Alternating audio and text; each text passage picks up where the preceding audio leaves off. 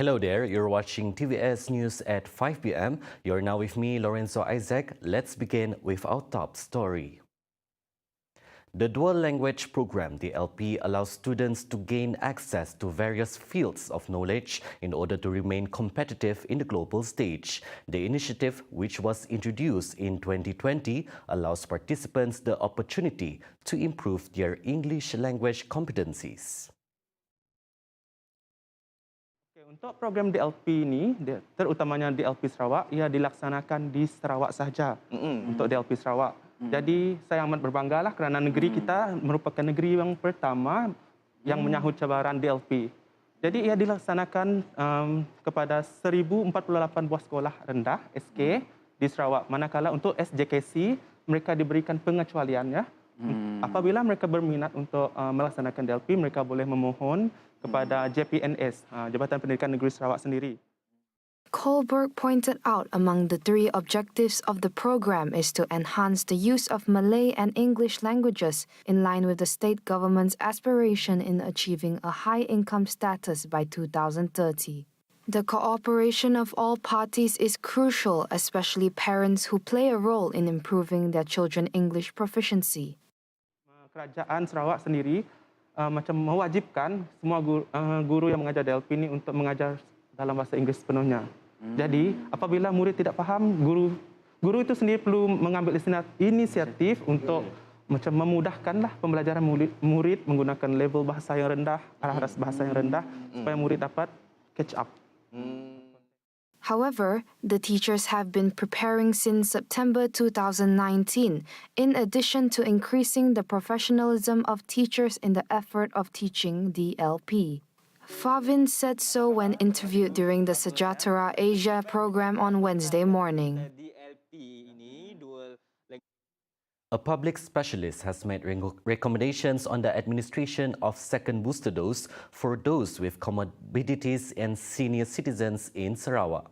Although Sarawak has a plan to use the antiviral drugs to treat COVID-19, the booster shot should not be dismissed as it can increase individuals' immunity level to fight the disease. The second booster are meant for those who are vulnerable, those above 60 or 65, depending on the countries and so on, and that they have comorbidities and so on. So if we look at that, then the number of severe cases should reduce, because if they have the second booster, then their vulnerability will be less. Okay? And by that, we should reduce the number of severe cases and ultimately death.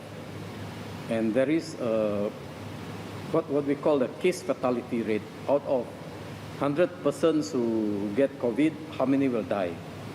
At the moment, the figure for Malaysia is 1%. That means out of 100 people who get it, 1% will die. Okay? So it's just the nature of the disease. So the more we reduce the number of infection and the number of people who are vulnerable with comorbidities, we will reduce the number of deaths. Dr. Andrews said that the brought-in dead BID rate in Sarawak may stem from two variables. Among them are residents who do not have direct access to health facilities, especially in remote areas. And secondly, residents who have access to health facilities but practicing happy hypoxemia. At the moment, it looks like for Sarawak for this year, I'm talking just about this year, depending on which day and week we're talking about, it looks like probably 30 to 50% are brought in dead, the deaths. And I think if we look at two broad reasons for this, one is that they don't have easy access to healthcare. So those who are in remote places and so on, they may not come in time to the clinics. The second one is even those who have access might not come in time because of this phenomenon that we call happy hypoxia. Hypoxia means that you don't have enough oxygen in your body, but somehow the brain don't recognize it. Sarawak has recorded a total of 1.5 million, equivalent to only 55% of its population that has received the COVID-19 booster dose. A car that was recently reported missing was found by the Pedawan District Police at a farm in Jalan Stephen Yong, Kuching on Tuesday. Pedawan District Police Chief Superintendent Abang Zainal Abidin Abang Ahmad said they received a distress call from a member of the public informing them of an abandoned vehicle. The Palawan Police Mobile Patrol Vehicle MPV unit personnel who were sent to the scene discovered that the silver-colored sedan car was believed to be using a fake license plate number. Checks on the vehicle's chassis number, however, confirmed that it was reported missing at Sekama Police Station. Meanwhile, the police appealed to the public to immediately inform the police if they discovered or come across any suspicious activities in their areas. The body of a man who was believed to have drowned has been found at 1:41 p.m. approximately 100 feet from the side of the road at the Nibah Forest on Wednesday, April 4th. The victim was found sitting back, unconscious, while there were wounds on his left arm and neck. Meanwhile, the victim has been handed over to the police for further investigation. The condition of the victim is not known, and the cause of the injury has yet to be determined. Previously, the 36-year-old victim was reported missing by his family members following the discovery of the victim's mobile phone and wallet at the scene.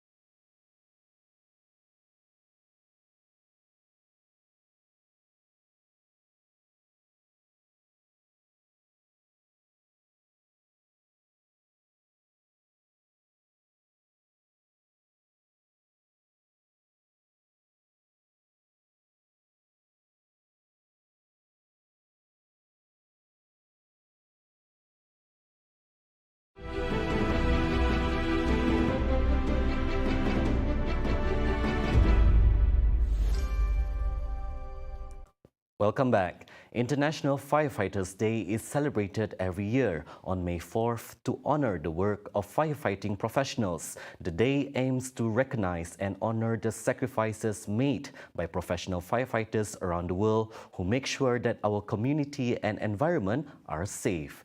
Sarawak Fire and Rescue Department Director Datuk Khairuddin Rahman said undoubtedly the tasks carried out by firefighters have become more arduous with the rapid growth of the population in the state as well as of accidents and disasters. Following the relaxations of SOPs, many firefighters are out there working and sanitizing public places to keep everyone healthy and safe. Therefore, they would appreciate it as much if the community abides with the order. Walaupun kita dah masuk fasa endemik ya, dan tugas Jabatan Bomba dan juga penglibatan kita dalam menghadapi semasa era pandemik, dalam SOP kita, dalam tindakan kita menghadapi apa juga kecemasan yang melibatkan isu COVID ni masih dalam tahap yang samalah. Cuma dalam segi pasal endemik ini banyak kelonggaran-kelonggaran yang telah diberi kepada komuniti pertama kali untuk meraihkan perayaan dan untuk merasakan rasa bebas. As difficult as it might be, each and every firefighter must meet the challenges faced, especially here in Sarawak, being the largest state in terms of land size and with challenging conditions. Kieran also noted that as frontliners, firefighters have multiple jobs. They're there when fire breaks out, lead the search and rescue mission, remove beehives at properties, accidents, and hunt a crocodile that has mauled a human being. As a tribute to all firefighters, a simple gesture of kindness, like letting them know that they matter through a word of thanks and saying a prayer for their well-being, is sometimes all it takes to brighten their day. Dan sebenar Hari Bomba hari inilah kami kesempatan mengucapkan terima kasih kepada kerajaan, kepada kepimpinan kerajaan negeri dalam memberi perhatian pertama kali kepada anggota bomba, pasukan bomba, pertama kali dari segi penghargaan. Ucapan terima kasih daripada komuniti, kepimpinan negeri dan juga masyarakat. Dan begitu juga NGO yang telah berkolaborasi dengan Jabatan Bomba. Kata-kata semangat yang telah dicurahkan mereka dan juga ucapan terima kasih banyak membantu memotivasikan pertama kali anggota bomba lah dalam memberi pemerintahan yang terbaik luar daripada ekspektasi masyarakat.